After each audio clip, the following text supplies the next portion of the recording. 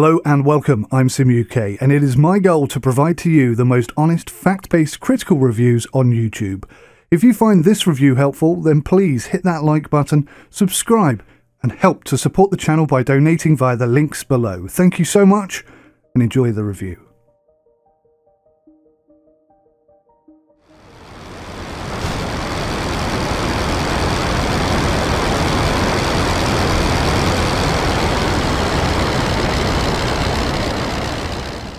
Hello and welcome, I'm SimUK, and this is my Microsoft Flight Simulator guide on how to set up your head tracking tutorial.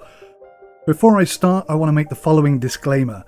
First of all, this isn't just for Microsoft Flight Simulator. This guide will help you no matter what head tracking device you have and no matter which simulator or game you're trying to set your head tracking up in.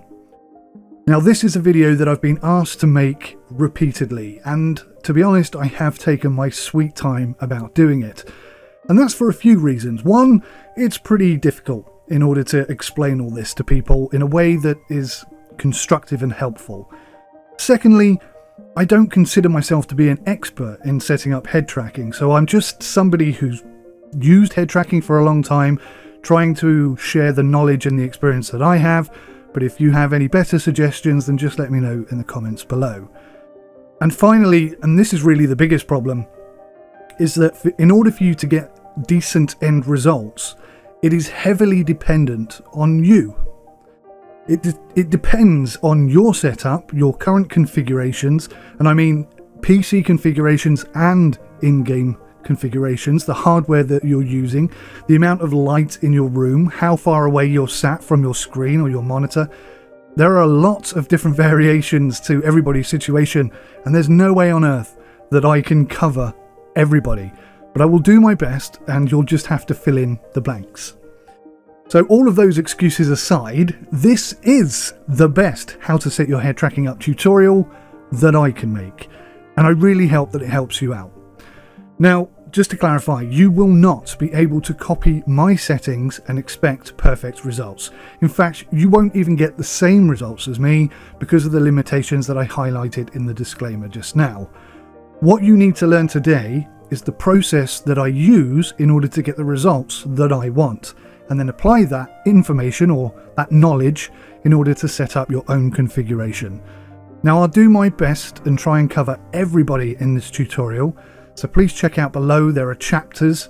You can just skip to the bit that you want to see, but I will include all of the tips and suggestions that I have along the way, so you might benefit from watching the whole video or just skipping. I don't know, do whatever you want, but I'll try and make this as easy and pain-free as possible.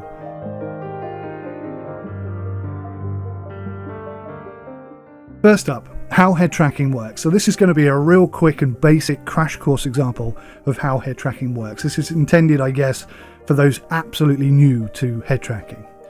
Almost all head tracking implementations provide 9 degrees of movement. That's pitch yaw roll, left and right like sidestep, up and down like standing up, and forwards and backwards. But not all games allow you to do this, so you need to consider that as a limitation of the device.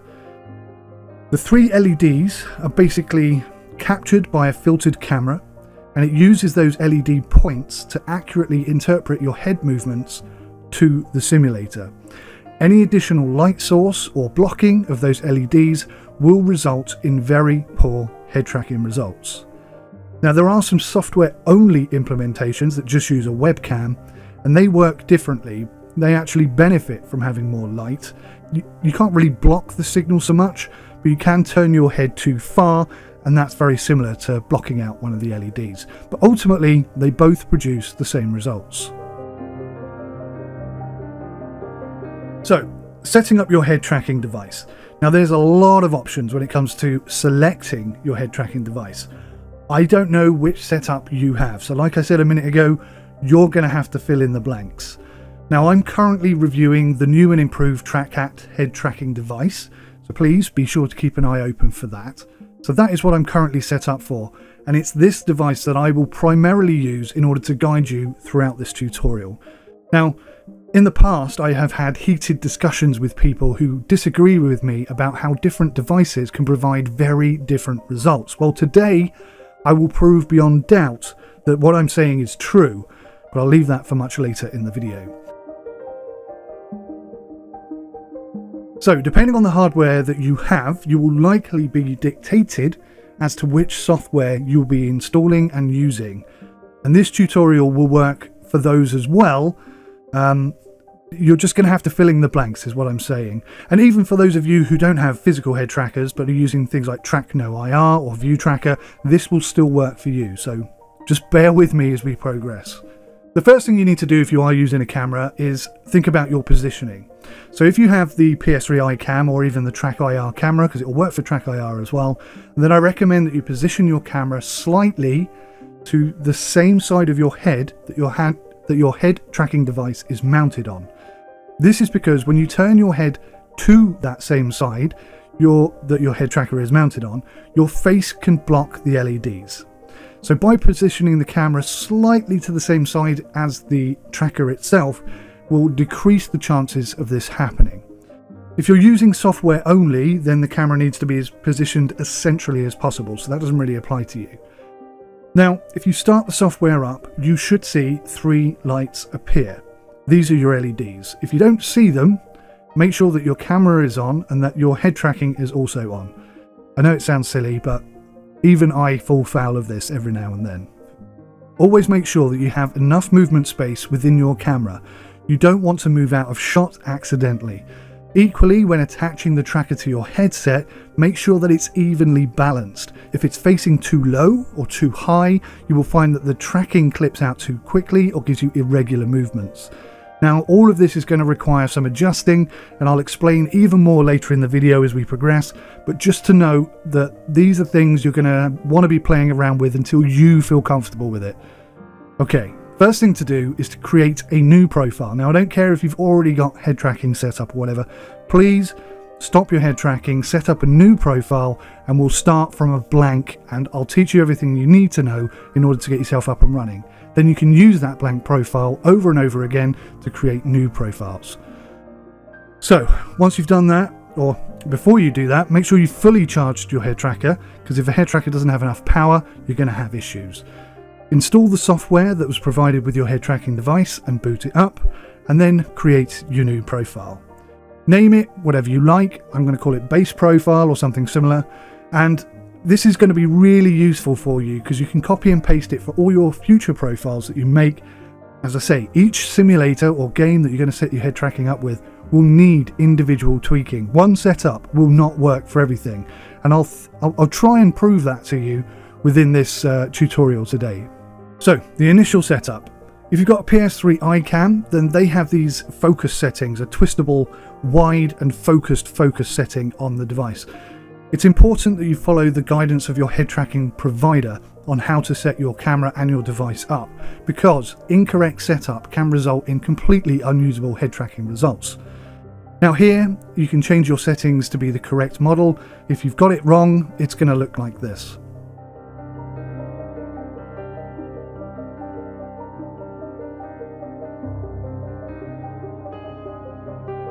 That being said, don't be afraid to experiment within the software. So in addition to the twistable lens focus that's available on the PS3 iCam, there are often settings within the software which can further zoom in the focus. Now this is great for those of you who are sitting further away from your camera. Let's say you've got an extensive sim rig in front of you. I've found that tweaking the zoom level and the focus has really different benefits depending on the game and the head tracking device that I'm using. So, once we've done the tutorial today and you've got your profile, create a new profile, remember all your settings, write them down, take a photo, screenshot, whatever. Just play about with stuff. Don't be scared of it. You can always set it back to default at the end of the day. So one example is by changing the default camera configuration here, running at 120 Hz will give more precise head tracking capture. It will lose you less often. But the negative side of that is that it also reduces the available movement space that you're going to have. So you're increasing the chances of moving your head outside of the capture area that the camera can see. Now there are some smoothing options available. If you find that your head tracking is moving too fast, to be honest, this is usually due to an incorrect initial setup, and hopefully I'll teach you how to rectify that here today. I would recommend you leave the smoothing options well alone until you've got something that's nearly right. I never ever use the smoothing options. I never feel the need to, but I'm not you, so let's just leave it as that. Transition compensation, in my humble opinion, should always be turned on. It provides a more realistic tracking of your head movement. But again, this is ultimately going to be your setup, so configure it how you think best. Try it with it on, try it with it off, go with what you feel more comfortable with. In addition, there are hotkeys that you don't necessarily need, but I guarantee you will benefit from having them set up. The main two for me are recentralize. It's also worth making sure that you check the auto center at start. I find that very helpful. And the other option that I use a lot is toggle, which doesn't stop the head tracking, but rather pauses it at whatever angle you're currently looking at. Now this is perfect for when I'm recording and I need to look at my phone or my tablet, or I just want to take a break. I'm doing a long flight. I don't need to be looking around and being interested in everything. I just want to keep the camera facing forwards so that I can maybe have a sip of tea or something like that. Finally, it's important for you to manage your light sources. No Track IR and View Tracker both benefit from having extra light, but those of you using a camera of some sort will need to be on the lookout for any additional light sources. This could be a single slither of light ray that is coming through a window or a blind. More likely it's going to be lights that are turned on behind you, in the background, or maybe some shiny and or reflective surface. These can cause you significant issues. If you have problems like this, you're going to have to shut the blinds, draw the curtains, or maybe even consider moving your rig to somewhere else, because any additional lights that the camera picks up are going to cause you significant problems. There is one thing that you can do within the software to adjust for light interference, and that is adjust the threshold adjustment here. It's quite simple. Just click the button to turn it on, and then you adjust it until you get 3 OK signals identified here. If you've got more than 3, then you're picking up too much light. If you've got less than 3, you're not picking up enough. Or you can just turn it off and leave it on auto. Again, this is going to be entirely bespoke to you. There's also an opportunity for the software to auto-detect games and switch profile based on those. To be honest, this is something that I should have done by now, but I've just never got around to doing it. You will need to configure profiles for each game. I think I've said that enough times, as the movement is translated differently within each sim. Not using the correct profile for the correct game will cause you some issues, and I've done it myself many times over, so just be aware of that.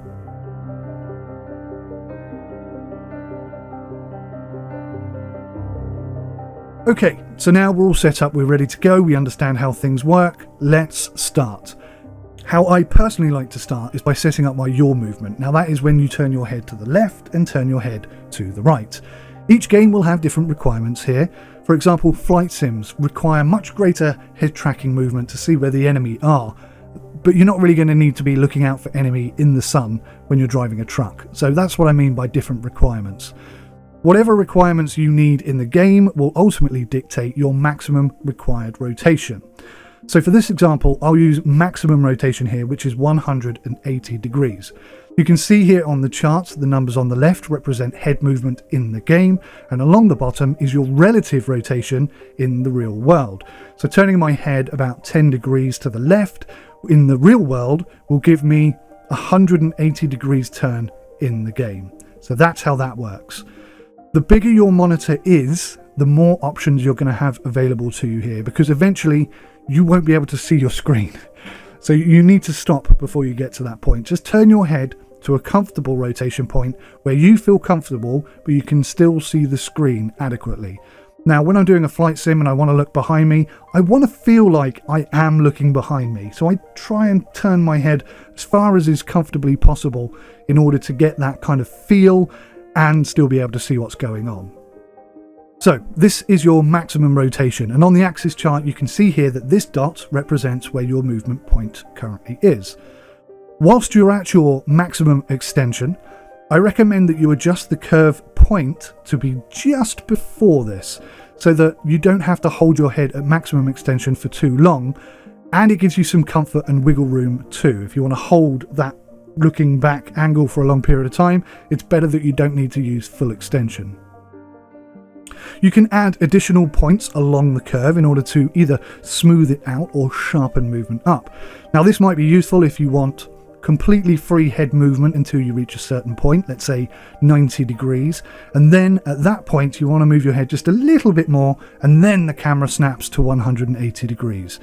Now, some people in addition to that like to add a small dead zone at the bottom, like this. Basically, this allows you to move a bit without it affecting head movement in the game at all. Personally, I don't like it, but some people do, and some people even need it. If you have difficulty keeping your head still or whatever, then this will really benefit you, I think. So this is how it's done. And basically, in a nutshell, this is how you would configure each of your axes. However, for more complex situations, you can actually adjust left and right movement independently. By clicking this checkbox here, this might look different depending on the software that you're using, it will allow you to have different rotation setups for each side. That's pretty cool, right? Now, a great example of this is when you're driving in ETS or ATS, for example, turning your head one way will allow you to look out of the window and look behind you, but it doesn't work the same the other way. When you're turning your head the opposite way, you're not going to need the same amount of extension. So sometimes you might notice 180 degrees to one side cause your view to move upwards slightly. Now, this could be tweaked using other axis inputs, but more often than not, this is just going to require a simple adjustment of the head tracking device. That will help you smooth this out. So whilst you're checking this out and you're getting it set up, once you're almost happy with the yaw movement, just twist effectively. Twist your head tracking either up a little bit or down a little bit and try again until you've got sort of smooth yaw axis without too much up and down movement. And then you're pretty much good to go. That would be the basics configured. So now, if you sit and test this in your game of choice, you should already see that you've got some consistency and both smooth transitions and controllable head tracking. Now, to get it absolutely perfect will take time and tweaking. And it's also going to take some practice from you as well. This is muscle memory we're talking about. Your head and neck are going to need to learn how far to turn to get 90 degrees, 40 degrees, 180 degrees. This is something that you're going to have to work on over time, but you'll be surprised how quickly you get used to this. Now, if you're not getting this, please refer back to the initial setup chapter where you might find some solutions there that improve things for you. This right now should be left and right movement looking and feeling pretty darned good. And if you haven't got that, then definitely go back a chapter and just make sure that you haven't missed anything important. Now, I'll be honest, I don't really use 180 degree rotation. I'm not a flipping owl. So for that extra level of added realism, I tend to reduce my in-game rotation to about 145 or 150 degrees. And that just makes my head turning feel more natural, and it gives an added benefit of being even smoother between the transitions and giving me that extra little bit of control that I really appreciate. Okay, so before I discuss pitch axis, please note that each time you return to the sim and then go back to your head tracking software to make further adjustments to your curves, you might default back to yaw. And it might also add pointers in there that you didn't add. So always check that you're editing the right tab before you do anything, otherwise you're going to lose all of the work we've just done. Okay, that's really important. Now that you understand the basic axis movement adjustment, we can progress quite a bit faster. Pitch axis, looking up and down, is set in almost exactly the same way, except for the fact that you don't need 180 degree rotation, because that would be the equivalent of your head flipping backwards over itself and you'd be looking directly behind you. Now, most games don't even allow you to do this, but some do, so please don't use 180 degree rotation on your pitch axis. 90 degrees is perfectly adequate. Adjust it just as you have before, and if you're finding that you're getting some jerky movements like I was here, then just go back and check and see if there is another marker that's been added. You probably didn't do it. I find that sometimes the software adds these markers on its own, and this will cause your curve to behave rather erratically. So just check that there isn't one in the top right hand corner that you didn't put there. Now, quite often looking down is slightly less necessary than looking up. I mean, you're going to look at your dials and your speedo and stuff, but other than that, most of the time you're going to be looking up or left and right. Now, in order to get the best results, then you're going to need to utilize the additional configuration mentioned in the previous chapter. If you've skipped that chapter, then I recommend you just go back one chapter and take a look at that. Sometimes limiting or even turning off your pitch axis though I mean completely turning it off, is the best way to ensure the smoothest yaw movements available. So to do that, you can simply remove all markers or drag everything down to 0. Now, I mentioned before that if you come out and go back into it, sometimes the software will add a marker that you don't want. So just keep an eye on that and get rid of it and return it back to 0. Then you'll find that you'll only be able to turn your head to the left and the right, and you won't be able to look up or down at all. Alternatively, you can just put a little bit of up and down in there, entirely up to you. Roll axis. This is where you're turning your head so that your ear touches your shoulder, or at least that's what happens if you're that flexible. Now, really and truly, this is only really used in flight sims. This is for when you're trying to look out under a wing or look through a window, or perhaps when you're banking and you want to maintain the same angle that your aircraft is at. This could be totally turned off, as explained in the last chapter.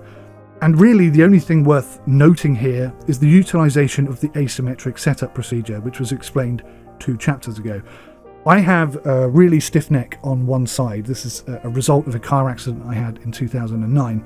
So for me, I just tend to make the curve suit that side of my neck rather than the other side. Now, I could do this asymmetrically, but to be honest with you, roll really isn't that important. So I find just setting it up for my weakest side perfectly suits my needs. Okay, so we're nearly there, guys. Now we're going to talk about X, Y and Z axis. This means left, right, up, down and forward, backward movement. This is most useful in airplane sims in order to allow you to get a closer look at your dials. You want to lean forward and maybe look down a little bit. This will allow you to do that. Or perhaps you want to raise yourself up a little bit to look over the fuselage and see where the bloody hell the runway just went. Or even lower yourself down so that you can turn on switches or looking out of windows. Whatever the movement is, that's what these axes do. Now, it's worth noting that not all sims support this movement.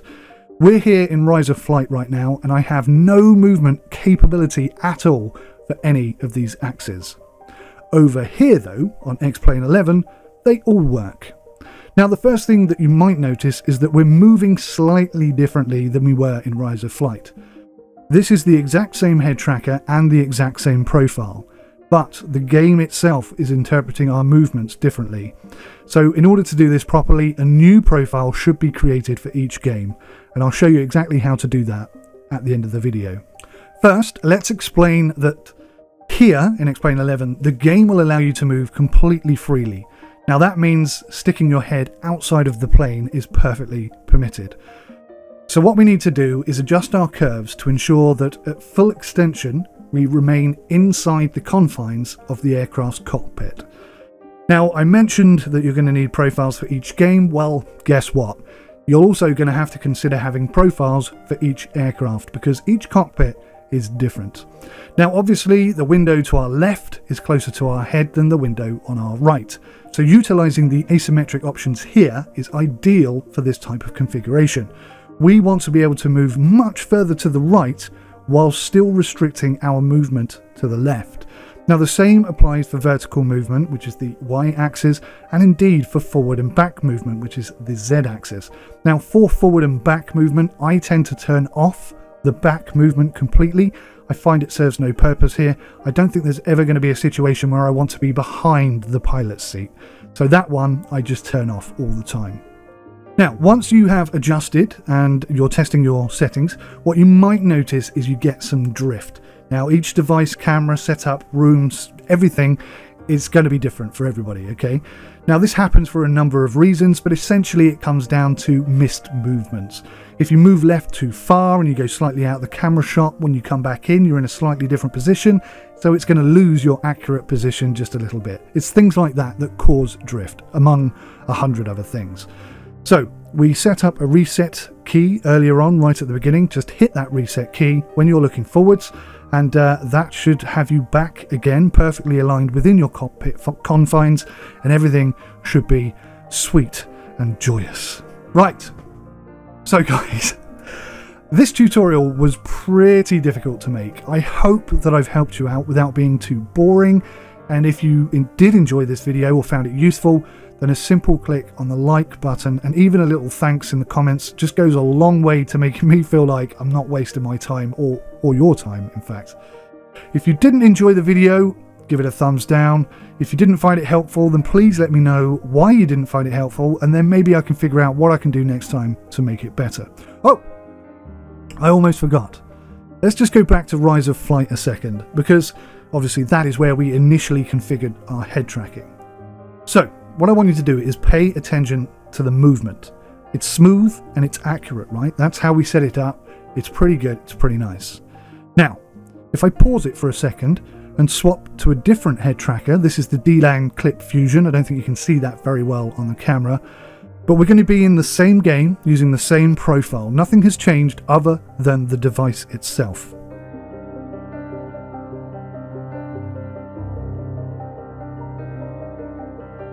Do you see how much faster it moves?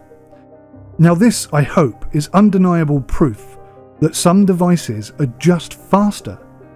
Now please watch my full review on the new TrackHat device to see why I think neither one of these is better than the other in this regard, but that's definitely another thing for another day. Right, finally, before I forget, this is how you would use the base profile to create new profiles. Okay, so the profile that we created today, that's your perfect base setup, but we're going to need to create a duplicate of it, and then we can tweak and adjust to suit any game or any aircraft as we see fit.